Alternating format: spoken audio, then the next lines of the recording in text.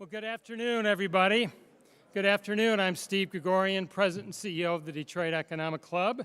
Happy New Year. Welcome to today's meeting, and I especially want to welcome our DEC members. And if you're not a DEC member yet, just give me 2 seconds to convince you. There's no nomination or application process to join the club. There's no job level or salary requirement to join the club. We're simply looking for people who want to build their networks and learn from thought leaders on our stage. And you can do so really easily at econclub.org. And because it's a new year and we're just still in the holiday mode, we want you to meet your networking goals. We've got a gift for you. If you're not a member, we want you to sign up today. We'll give you a free event ticket sometime between now and June, your choice of our upcoming events. If you want to do that, just see Megan after the program out at registration, and she'll get you all taken care of. Quick reminder, as we get started, just quickly silence your cell phone so we do not disturb today's program. And if you've been with us before, you know we always get started with a pledge and a prayer. So please stand and join me as we honor our country with the Pledge of Allegiance, and the flag is to my right. I pledge allegiance to the flag of the United States of America, to the republic for which it stands, one nation, under God, indivisible, with liberty and justice for all. And kindly remain standing, as our invocation today will be delivered by Father John McKenzie from Christ the King Church in Detroit. Father?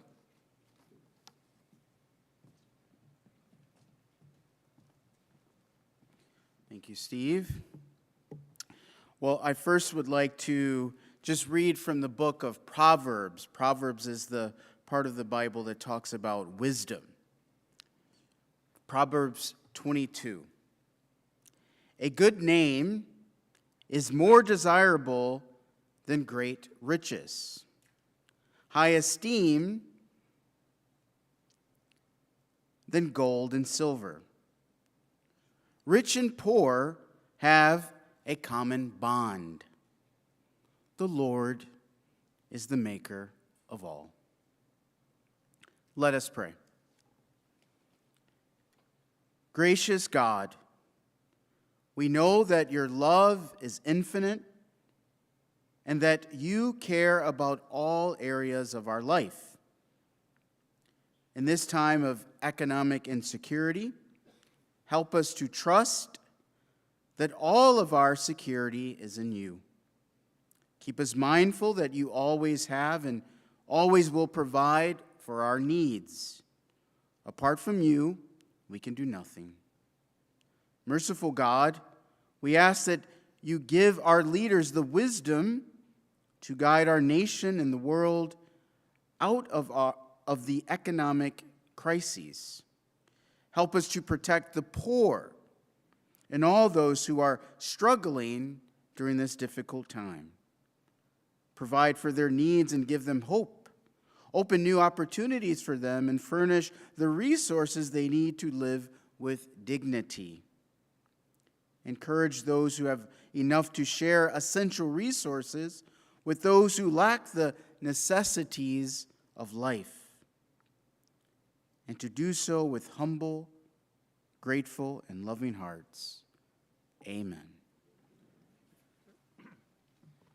Thank you, Father. You may all be seated. A couple of quick shout-outs to get us started. Thank you to Detroit Public Television and Lawrence Tech University for their live stream of today's meeting.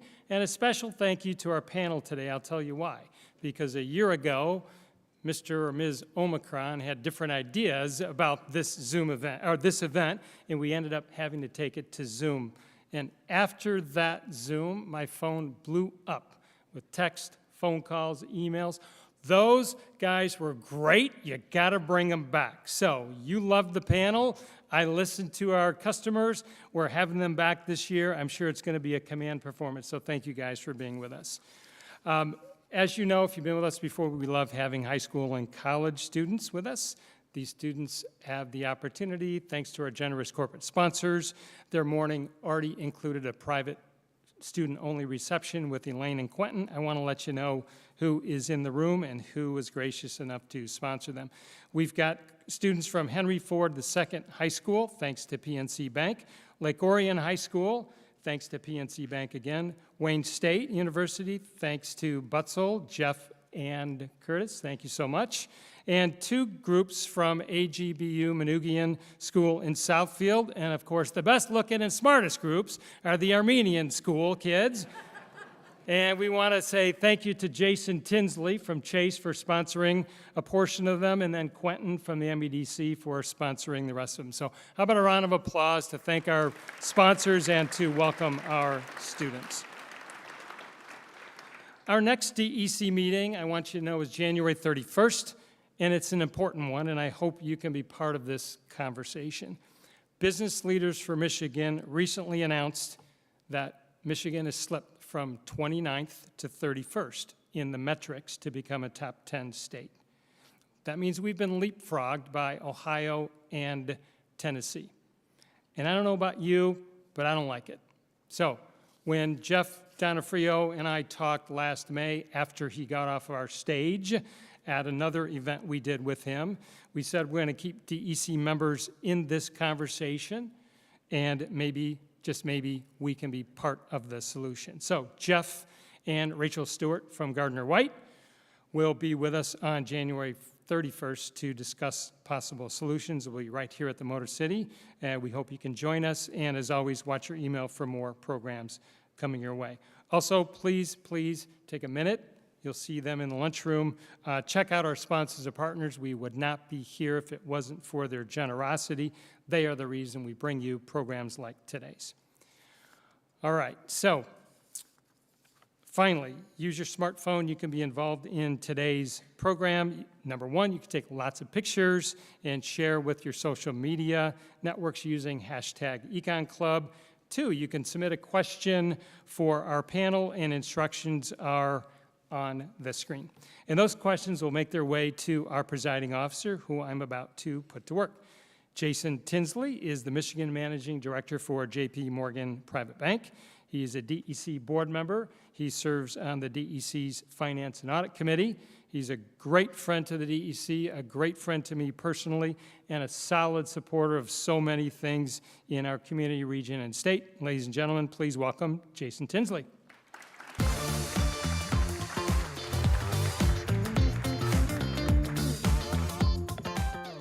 All right, thank you, Steve, and good afternoon, DEC members and guests, and Happy New Year.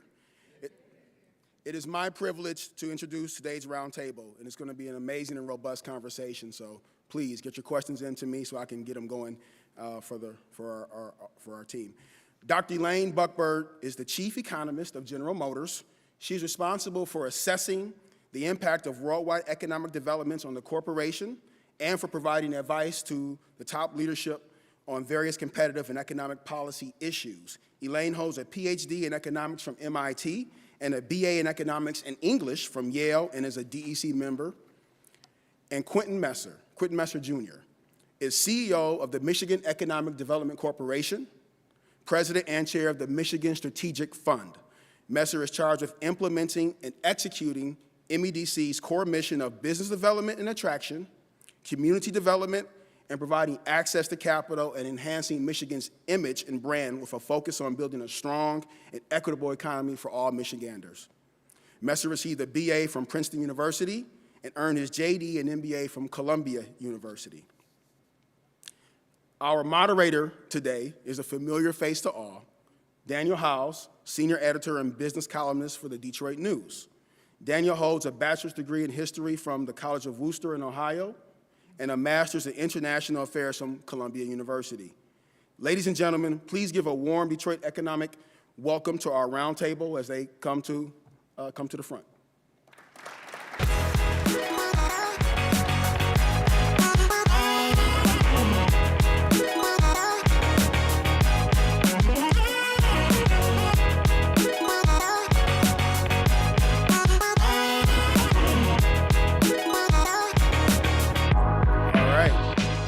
Now, this past November and December, many of you participated in the 11th annual Michigan Economic Outlook Survey. The survey was authored by the Baker Strategy Group in partnership with the CFI Group. Here to unveil some of the key survey results is Baker Strategy Group Managing Partner David Baker.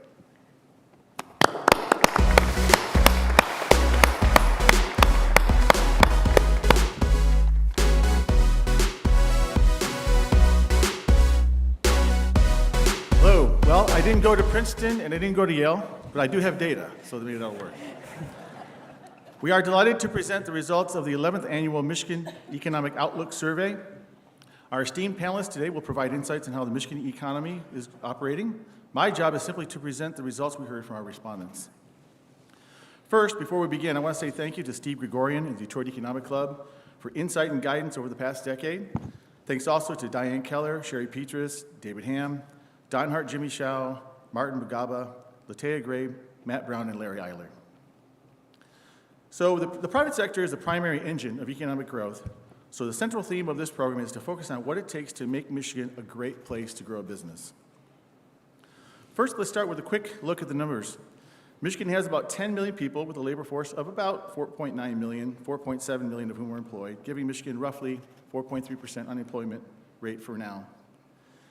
And the sectors for workforce, 76 business, 12% nonprofit, 12% government, and our survey demographics generally map to those work sectors. For survey timing, we always wait till the election day after that, and then we go through December, and the results are officially released today. And one final note, we borrowed an approach used by Ann Arbor-based consulting firm CFI Group, co-founder of the American Customer Satisfaction Index. CFI Group asks questions on a 1 to 10 scale for greater measurement precision, then translates the results to a 0 to 100 scale. These scores are what we use to report the results today, and generally you want to see scores at 70s, high 70s, low 80s. Okay, let's look at the results. Organization outlook is a tracking measure we use. We ask individuals how they feel about their own company's economic outlook, then aggregate the results to represent Michigan overall. For 2023, the 6-month, 12-month, 3-year outlooks are all down from last year. This dip could be from any number of contributing factors: anticipated recession, worker shortages, inflation, policy changes, other factors. And I'm sure our panelists have some thoughts on how people are viewing 2023. We also track how likely people are to recommend Michigan as a great place to grow a business. For whatever reason, respondents are not as inclined to recommend Michigan as in previous years.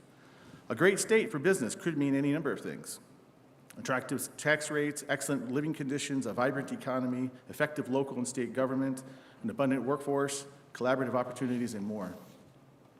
But over the years, we have identified at least 5 measures that seem to correlate well with organization outlook measure: a great place for families, a great place for young professionals, a business-friendly environment, a vibrant economy, and a sense that Michigan is headed in the right direction. All of these are down 3 to 6 points. 2 additional measures we'd added this year are related to recession and talent. If we assume there's a recession in 2023, on the one hand, 55% say that they would be negatively affected, which is a sizable group. On the other hand, we do have 45% who say a recession this year, even if it happens, would have no effect on their business. Similarly, unemployment is at a record low levels, and there is clear competition for talent. On the one hand, 42% say this competition will have a negative effect on their company in 2023. On the other hand, 58% say talent competition won't have a negative effect on their business in 2023. So what must Michigan do to make it to be a great place to grow business? Well, respondents had a lot of input, and inevitably they are varied and wide-ranging. So it's difficult to assess, but I'll just give you a few of them. Improve public transportation. Heal the disconnect between urban and rural communities. Cut taxes. Help micro businesses succeed. Improve education. Improve labor. Reduce crime. Develop a can-do attitude. Create communities. Enable regional collaboration. Reduce car insurance rates. Support existing businesses. Incentivize new businesses. Incentivize large businesses. Create sector-based innovation hubs. Attract genius entrepreneurial leaders. Put more Democrats in charge. Put more Republicans in charge. Replace the governor. Keep the governor. She's doing great. Better wages, fix the roads, increase tourism, embrace non-unions, support unions, incentivize renewable energy, tackle climate change, create a more diverse market, and on and on. So it becomes difficult. It's easy to spot a problem. It's a harder thing to solve it. And so with that, I turn it over to our professionals here, Daniel Howes and our two esteemed panelists. Thank you. Well, thank you very much. We're getting the band back together for another tour here. What are your reactions to the survey? I have a few myself. The one that strikes me is a 5-point slide and people recommending Michigan as a great place to do business over several years, which surprised me a little bit. What are your thoughts? Well, thanks to the Detroit Economic Club for having me back, and honored to be a part of this panel. Look, I think there are three things. I think one, I've always made the observation about Michiganders. There's a tremendous pride of place here, but I'm a Southerner, but as we would say down south, sometimes Michiganders can poor mouth. Oh, yeah. And I do think that there is a disconnect in how we speak about Michigan. That's not to say that there's not challengers or not, but if you, for example, I'll give you a perfect example. Texas had a massive failure in their power grid that would have never happened in Michigan. But I bet if you had the same survey in Texas, I wonder would that have been raised as something that was dissatisfied. There's just, so I think some of it is the qualitative versus the sentiment. I do think what it speaks to, and I think when David ran through all the alternatives, there isn't a consensus, but what I think you see is an emerging consensus that economic development, economic growth has to be bipartisan. We are in a global competition. It doesn't matter whether you live on the Upper Peninsula or Lower Peninsula, Metro Detroit, or Metro Grand Rapids. We're not competing with each other. We're competing with 49 other states, Mexican states, Canadian provinces, and global. There's a global reallocation of capital resources. And I think the last thing I say is, I think people are concerned, and the onus is on those of us in government, is recognizing that, not being defensive about it, but understanding and trying to present a story and the information they need to feel better about their situation and the probability that things will get better. I think people vote and express their views based on the trajectory of your program. And I would argue that the trajectory of the Michigan program is in the right direction. We're not there yet, but we certainly have improved. And collectively, and that's the operative word, collectively, we can get together. If we don't work collectively, then we won't achieve all those things that we aspire to do. Elaine, do you see this as some of these results trending downward as more kind of a gloom of looming recession? I know you talked about that earlier today, about you think you have an outlook on that that's not so gloomy. Yeah, one thing that really surprised me when I looked at the results was the downtrend in satisfaction about Michigan across the different indicators. And I do think that's catching an undercurrent of economic anxiety that's coming through in consumer surveys, and it's coming through in business surveys. And the combination of high inflation and fear about a potential recession is coming through in a lot of different surveys. So I'm inclined, frankly, to discount what that means about Michigan and say that's just sort of where people's sentiment is right now. And you're right. I am a pretty optimistic economist. And I think that not only are we definitely not in a recession now with 200,000 payroll jobs created last month, but that we are seeing inflation declining and a still strong economy and labor market, and that the odds of a soft landing are looking better. Well, it's interesting. I saw a clip a couple days ago, the CEO of United Airlines saying, you know, if I didn't watch CNBC, which I have to do all the time, he said, I wouldn't know that there was any fears of recession based on the numbers we're seeing. And it makes you wonder a little bit if this is if it's much more sporadic or spotty, depending on who you are, what your business is, what your, tech companies have been cutting back, but they grew exponentially and probably got out over their skis a little bit when things started to slow down and now they've panicked.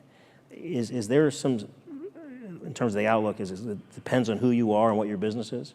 It's very true. So first of all, the consumer is still spending. And while inflation hurts everyone, it is most painful for the people at the bottom end of the income distribution who tend to spend every dollar they make. But if you look at households from the 20th percentile up, they have more savings. They have more cash balances in their checking account. They have greater net worth than any time before the pandemic. In fact, if you look at the checking accounts, they have 3 to 5 times what they had in their checking accounts. And on the labor market, like you said, we get a lot of headlines about tech companies and some large financial institutions cutting jobs. But when you look at the weekly data on layoffs, it's low and it's not really trending at all. It's not really trending up. And so I think there's a disproportionate tendency to focus on the negative news, but on net, companies are still hiring at a rapid pace in line with the average pace of 2019, and consumers are still spending. This is just another example of how COVID has created its own arc. I mean, there used to be typically a historical arc on how recessions come and go and everything. And it makes you wonder if the post-pandemic arc is very different. I think it also creates another issue that the last 2 recessions were so extreme. So we had the Great Recession that's called that for a reason. It was quite similar to the Great Depression. It was long. It had particularly complicated dynamics to recovering because financial institutions were hard hurt, so it was hard to get credit. And you had the COVID recession. You have to keep in mind that if we were going to go into a recession in 2023, over 90% of economists think that it would be short and mild. Currently. Couple quarters, short downturn, even if we had it. And personally, I would put at least 50% odds of a soft landing. Is it looking softer as we go forward? That inflation continues to come down, and there's still ample momentum in the job market suggests that we can achieve that reduction in inflation with fewer interest rate increases from the Fed than more bearish scenarios call for, and that reduces the odds of a recession or the severity of a recession. So yeah, the fact that we continue to see inflation come down, 3 months of substantial decline. Today's headline inflation month over month was actually negative due to gas prices. Year over year, 6.5%, lowest in about a year. And the core inflation also came down 5.7% year over year, although 0.3% month over month. We're really that gave you 5.7%, lowest in a year. But we're still seeing growth. So it seems to be really possible that we will see inflation come down without needing to drive the economy in a recession. I certainly won't rule it out, but the odds look better and better. Well, that's good. I'll take that. One more piece on attractiveness in the survey. You're talking to companies, states, governments all the time. Can you characterize for us a little bit about what the impression of Michigan is today?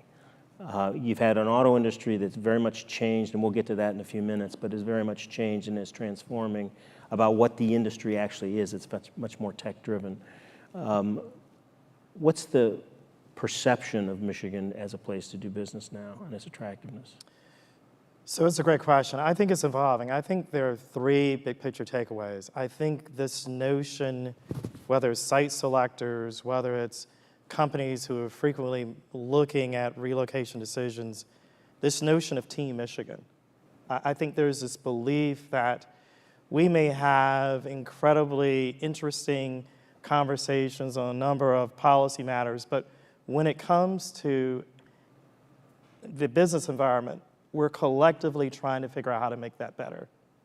I think that's 1. 2, I think that I think people objectively realize they had very dated perceptions about whether it was our regulatory environment, whether it was utility rates, whatever it was. I think people had frozen Michigan in time.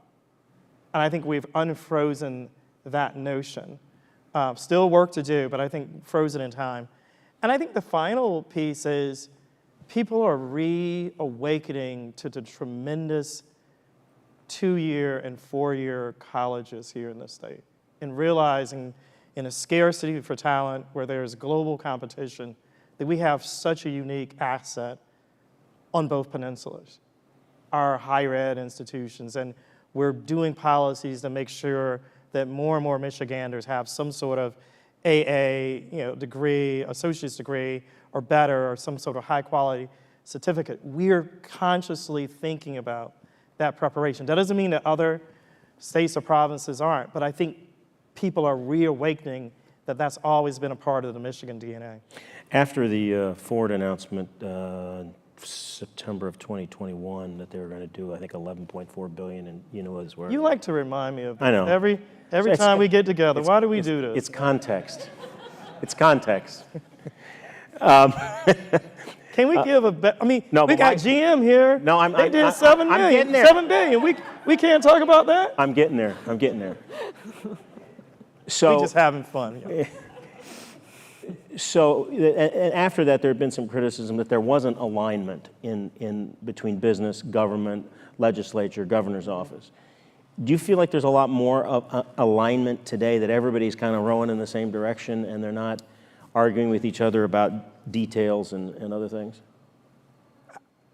I would say yes. And I think that the lack of alignment was overstated before. I think that what I've learned is we have to give our elected officials space and not get out in front of them. And I think that both the governor, the lieutenant governor, the members of the quadrant, in a bipartisan way on both peninsulas, understand that we are in a global competition. No one is giving anybody a home team discount. Whether it's Ford, GM, Stellantis, pick your favorite company. They have a set of shareholders for whom they have a fiduciary responsibility. And the onus is on us to understand that. We have a fiduciary responsibility to the men and women who pay taxes, but we have to make sure that we compete in today's term. And the last thing I'll say on this is it's akin to what you see in college athletics. Not everybody likes name, image, and likeness or the transfer portal. But if you decide not to try to actively recruit players out of the transfer portal and you decide not to give name, image, and likeness deals, good luck. Because it would be foolhardy for the men, the women, their families, not to take advantage of those opportunities, and the same analogy holds for companies large and small. Right. There's a lot of change going on in the Michigan economy. Your CEO, Mary Barra, has many times said there's going to be more change in the next 5 years than in the last 50. It seems to me that it's going faster than that, but the question I would have for you is, what does that transformation look like in Michigan? What does it, how is it changing the economic trajectory of the state? Technical investment. It's a very different company today, industry today, than it was just a few years ago. So let's start with what is that transformation? And there's 3 big transformations happening in the vehicle. One is the transition to EVs. We've said we aspire to zero emissions. We aspire to 1 million EVs made in North America in 2025, 50% of our US sales EVs by 2030, and zero emissions in all of our light-duty vehicles by 2035. It's the software-defined vehicle and the more electronic vehicle, that a new vehicle is filled with screens and it's filled with chips that have safety technology and other things, and fewer mechanical dials.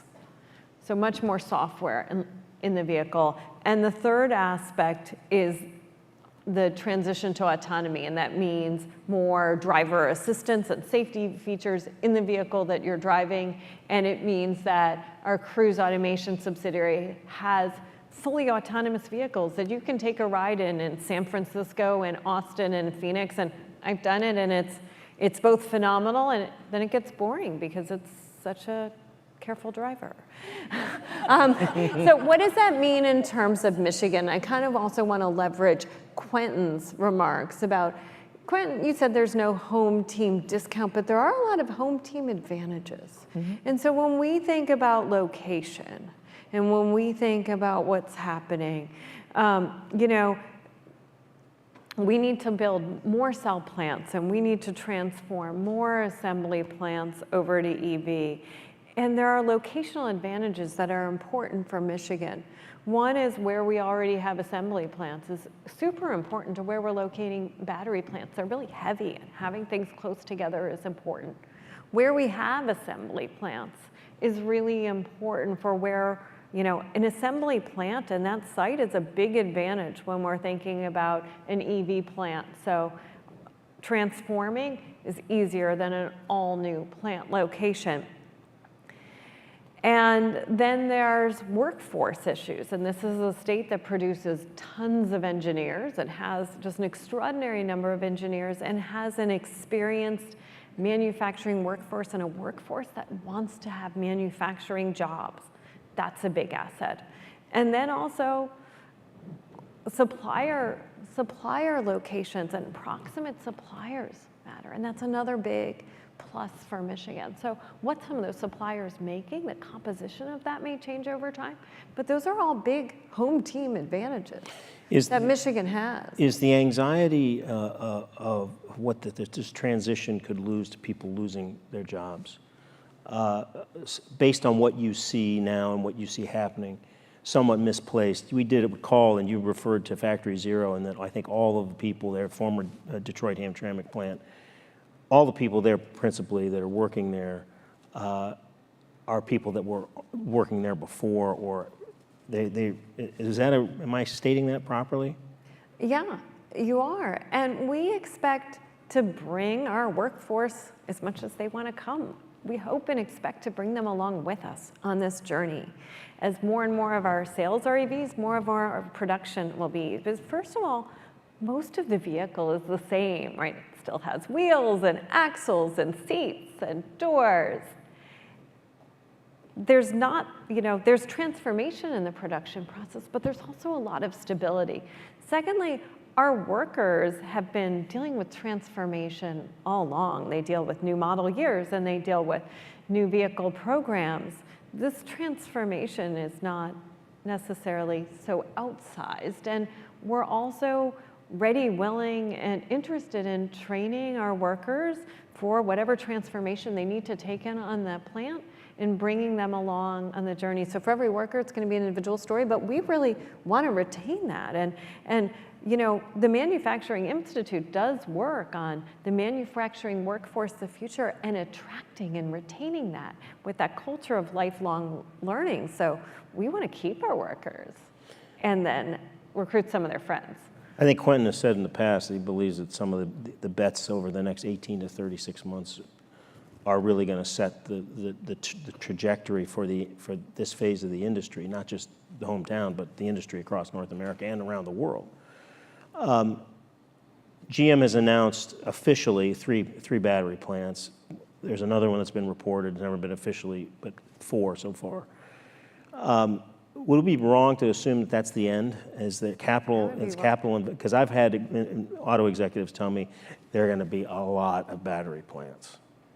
It would be wrong to assume that's the end, and there will be more battery plants, and I don't mean one more. Right. There will be more, and we've said that we expect to invest $11 to $13 billion a year through 2025, and it doesn't stop there. There will be more battery plants, and there will be more EV assembly plants. Can you use can you convert an existing powertrain plant that's making ICE engines or transmissions into a battery plant, or is the footprint too dissimilar that it really is not an apples and apples kind of thing? The site might work, but not necessarily the same building. And in general, like an engine plant's life is about 10 years in terms of an investment. So even if it were making more engines, it might need to be very substantially renewed on a 10-year horizon. So, but the site or an adjacent site that would take advantage of those workers might be viable, but that's also going to be individual to the plants. Because one of the things I look for with these announcements is do you start to see transformation of existing powertrain plants? Ford has done that a little bit. They did it with the Van Dyke Electrification Center, but they've closed other ones. And so that's And why I I'm think the curious. better question is not, are we using the same four walls? Right. But are we creating new opportunities for the workers nearby? if Well, not on that's the what same I'm getting at. I mean, it's not like you have to use the exact same spot, but it's in the same county at least. Or you follow what I'm saying? So you have new opportunities for people that, Again, the Yeah. workforce is a huge asset, and those sites are real assets. So that's certainly part of our thinking. I can't tell you where every decision will land looking forward, but those are certainly big assets that we consider in our decision making. we use the word a lot of us in this room, about competition, competitiveness. I'm very curious to hear from both of you, and I think the group would be too as well. What does competition look like? What does a company, take a company as an example, what are the things that you're looking for when you're trying to make a decision about whether to invest in this place or that place, in your home state or in another state? What does competitiveness look like in this day and age and in this environment as a pivot to electrification is clearly happening? So first of all, as a baseline, we invest in North America for North America. We produce overwhelming in North America for North America.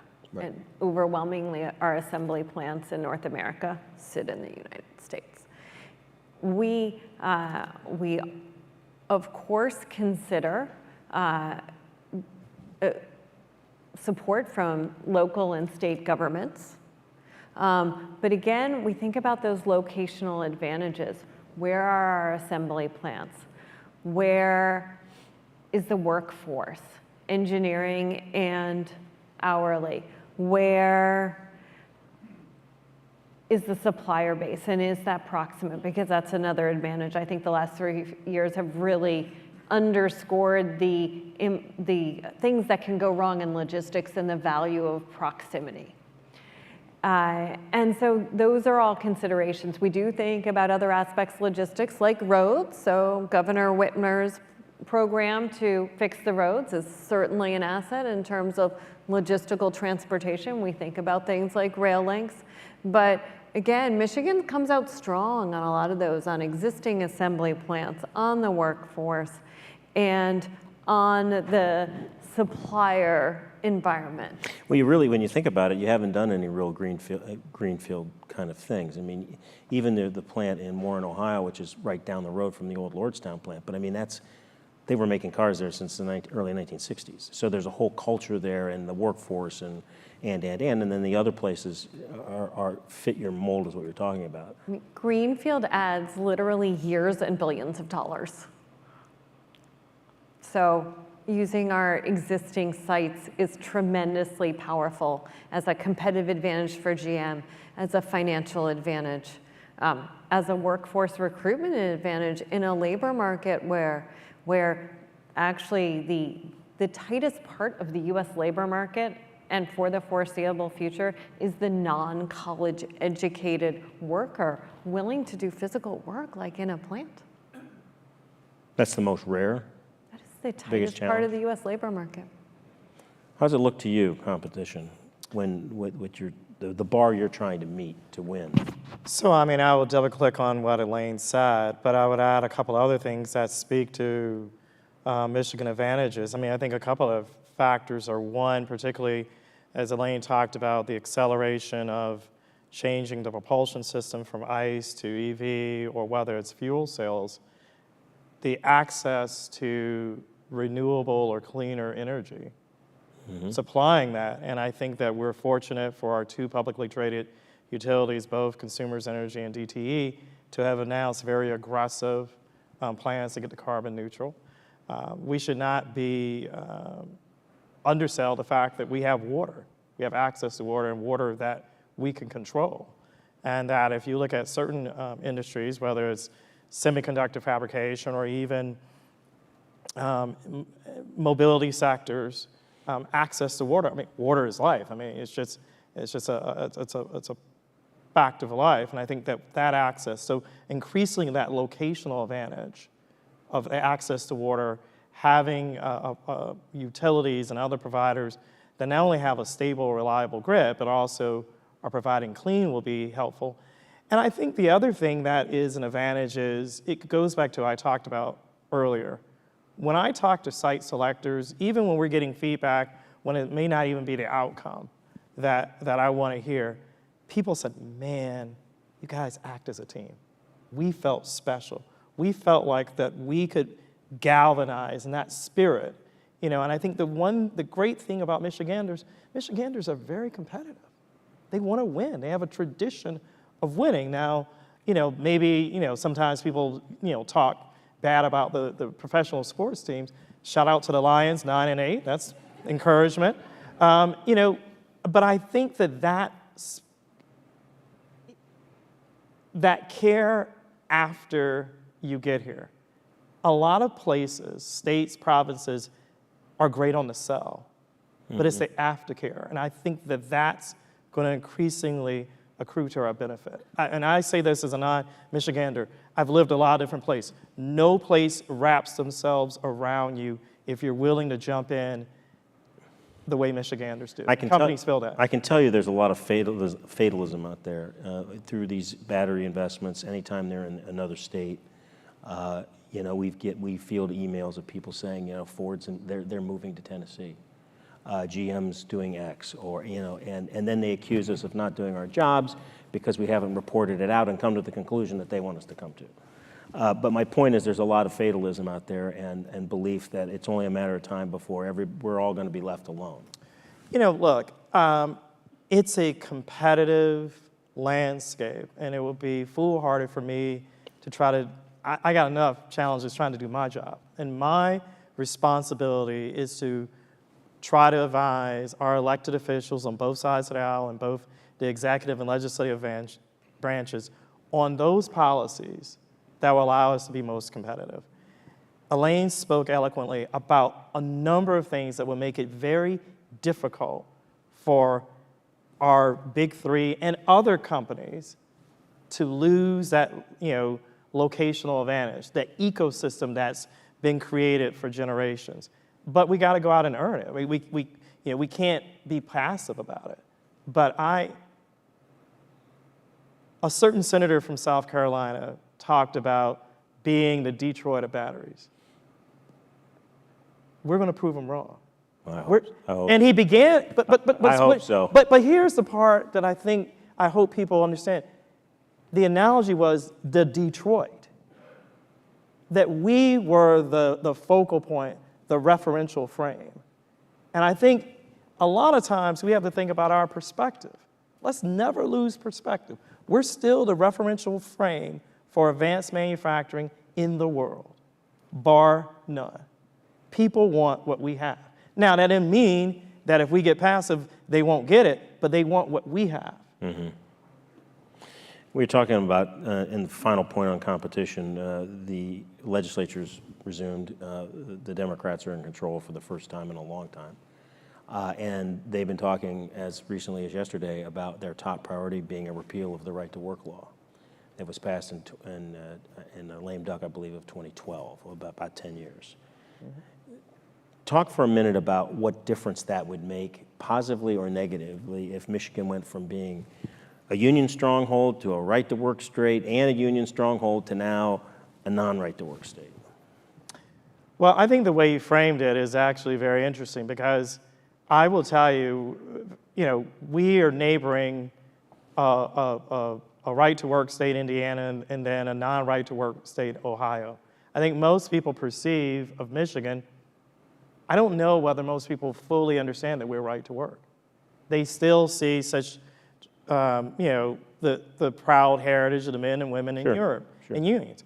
I also think the onus is on my colleagues and me to understand that even if in Michigan, West Michigan is very different than this part of Michigan when it comes to union. No question. But I also think the other piece of, we can't look at unions in a flat, unidimensional way.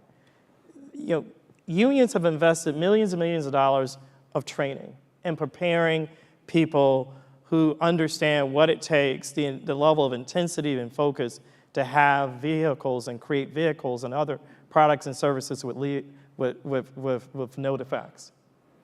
Now, there may be some who reflexively will say no, and I think they are going to be at a competitive disadvantage if it were to happen. And I think the other thing, the final thing is, we shouldn't look at things in isolation. You know, I don't know what's going to happen. I'm not going to get in front of elected officials. But if it were to happen, I'm sure it'll be part of an overall package that says, how do we make Michigan attractive for men and women writ large and allow companies to unlock and have great access to talent, of which unions are a vital part of that. Right. We got room for one more. I'm curious as to what you think are the greatest threats to the Michigan economy in 2023. The greatest strengths? Threats. Threats. I think that the threats to the Michigan economy would be the same threats that face the national economy, that the Fed is trying very hard to walk this path where they bring down inflation, they give confidence that inflation is coming down, but they do not tighten too much and slow the economy. And Michigan is a bit more vulnerable to whatever the headwinds would be, in that the labor force is not fully recovered to pre-pandemic conditions the way the national economy has, that payrolls are a little bit lower, national payrolls are a little bit higher, labor force participation hasn't quite closed the gap with the national. But I think we have to watch inflation, and we have to be cautious about economic conditions, but recognize that if we experience a downturn, it's likely to be short and mild. Any concerns about the debt ceiling? Politics have become more contentious many places in the world. I've got Brazil on my mind after the attacks on their capital on Sunday. I would be wrong to be sanguine, but I'm hopeful that Congress recognizes that avoiding a crisis over the debt limit is just critical, that our credit quality is incredibly important, that we lost and fell from AAA in 2011, and then we can't see that happen again. So it's essential for the economy, for the cost of financing, and for business to pass the debt limit and pass it early enough that you are not on the edge of a crisis. On that note, Elaine Buckberg from General Motors, thank you. Quentin Messer from the MEDC, thank you very much.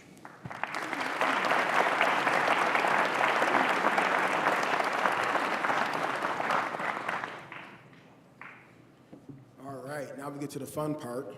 There were some great questions that I have here that came from you all, but we'll try to get to a few of them in the time that we have left. But I want to start with you, Elaine, just talking more about from an auto industry perspective, and this is more global, but we'll talk about the impact for it here in Michigan. What progress is being made in producing semiconductors, and what are the chances of the U.S. being self-sufficient in this regard? The CHIPS Act that Congress passed is a big step towards trying to attract more chip investment in the United States. So that's a big step forward. And at GM, we're doing things to secure our own supply chain and really achieve both efficiency and resilience at the same time. And I can use our own moves as an example.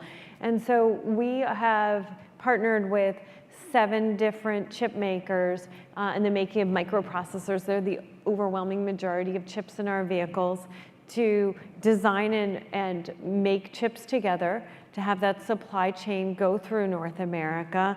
And in doing so, we're going to reduce the number of unique chips by 95% in our vehicles, by 95%, which actually leads to savings on engineering, as well as just by making those chips more fungible, makes the supply chain and production marriage better. Thank you. Quentin, What is MEDC's plan for building up knowledge-based industries in Michigan so that young workers stay and contribute to our economy rather than leaving? Yeah, so that's a great question. I mean, I think, one of the things that we have to do is continue to understand that, yes, I think historically when we talk knowledge-based industry, we think life sciences or medical devices and things of that nature. But as Elaine has articulated, you trust and believe the mobility sector is a knowledge industries as well. And so I think we have to change the perception of what we mean by the knowledge industry.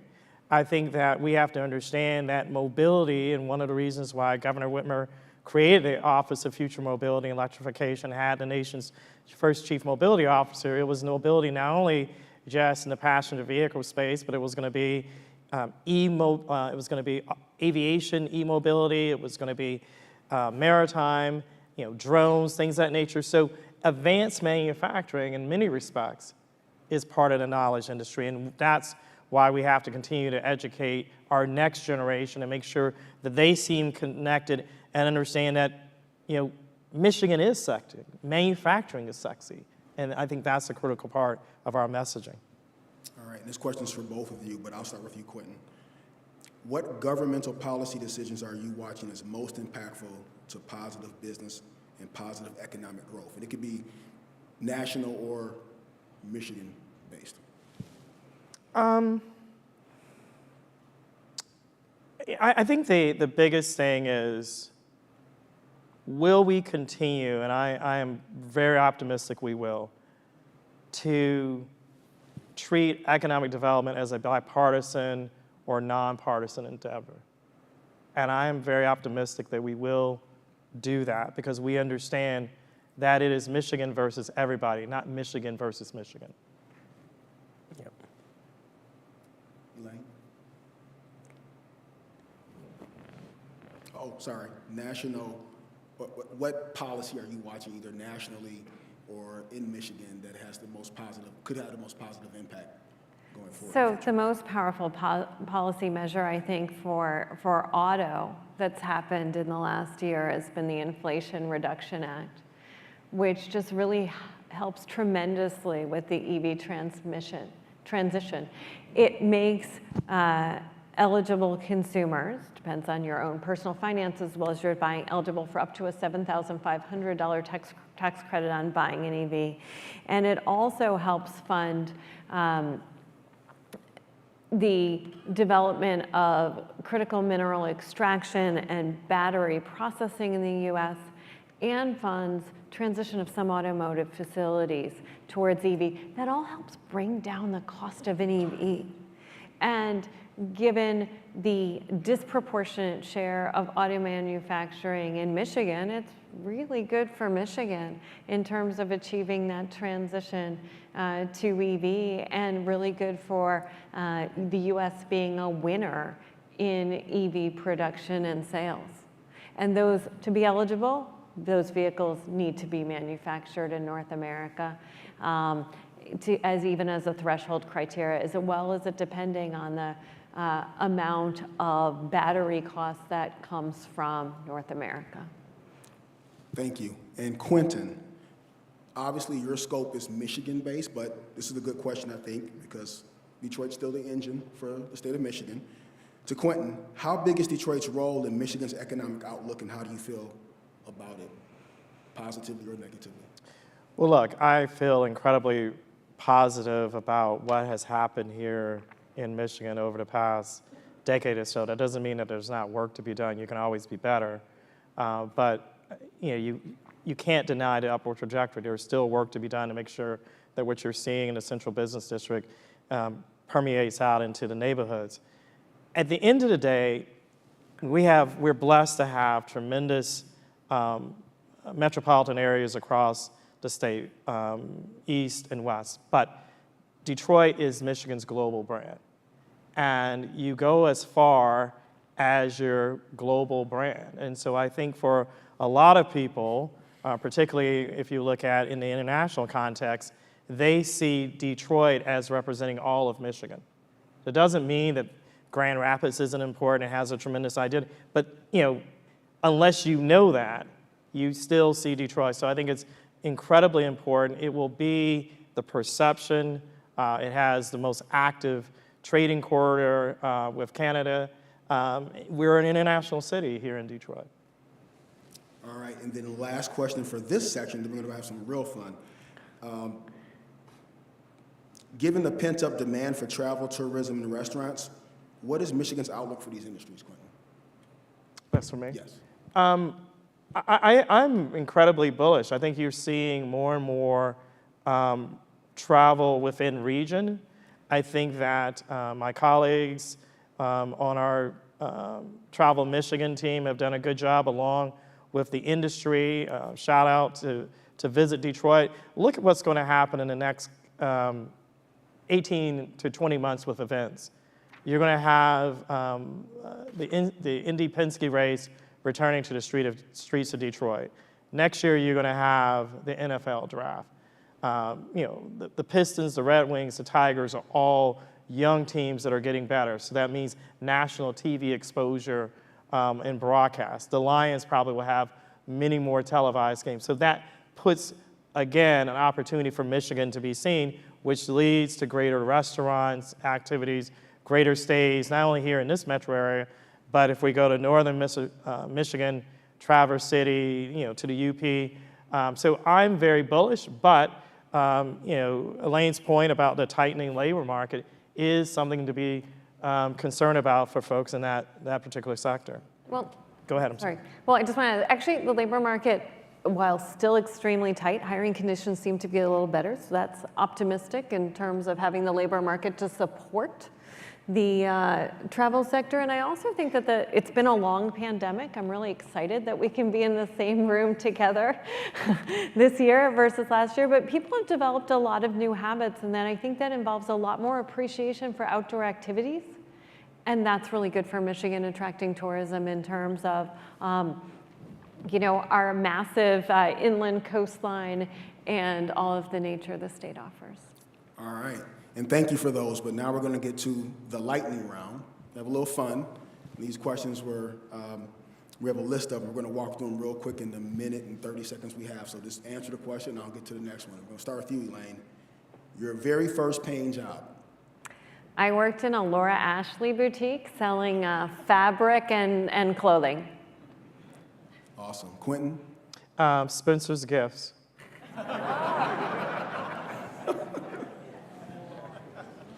I'm old. All right. I'll remember that. I'll remember that. Best dish you cook. A favorite is a Louisiana dish, or from a Louisiana restaurant. It's a olive oil poached cauliflower with whipped goat cheese. It's really spicy and yummy.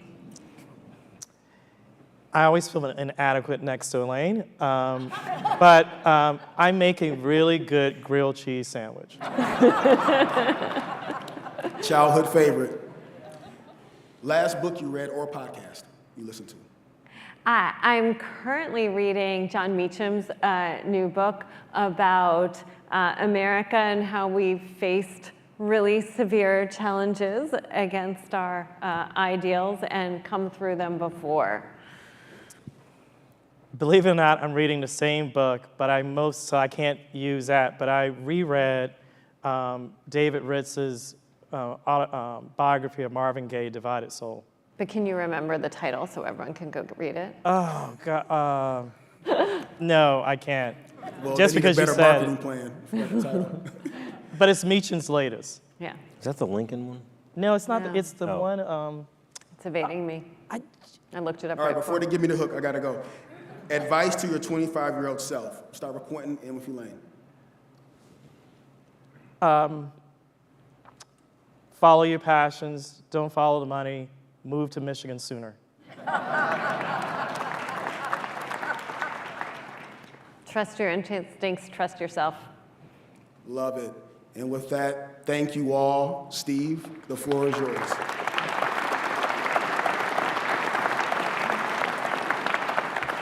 Thank you, Jason. Daniel, Quentin, Elaine, you better be careful because you keep delivering this terrific content. It'll be 3 years in a row. We'll ask you back next year. So one more round of applause for our panel. Thank you. David Baker, always a pleasure doing the survey with you. Thanks for your fine work on that. And Jason Tinsley, it's always a good DEC meeting when you're involved. So thank you so much. Ladies and gentlemen, we now invite you to network at a strolling lunch in the ballroom with other DEC members. I do have an announcement. Elvis is in the house. He will be here tonight at the soundboard, and we want to be good partners. They're asking us to vacate quickly so they can get things ready for the Elvis show tonight, so please be cooperative there. So tell your friends and colleagues to join the Detroit Economic Club. You won't find a better group of people. On time, every time, this meeting is adjourned. Thank you all.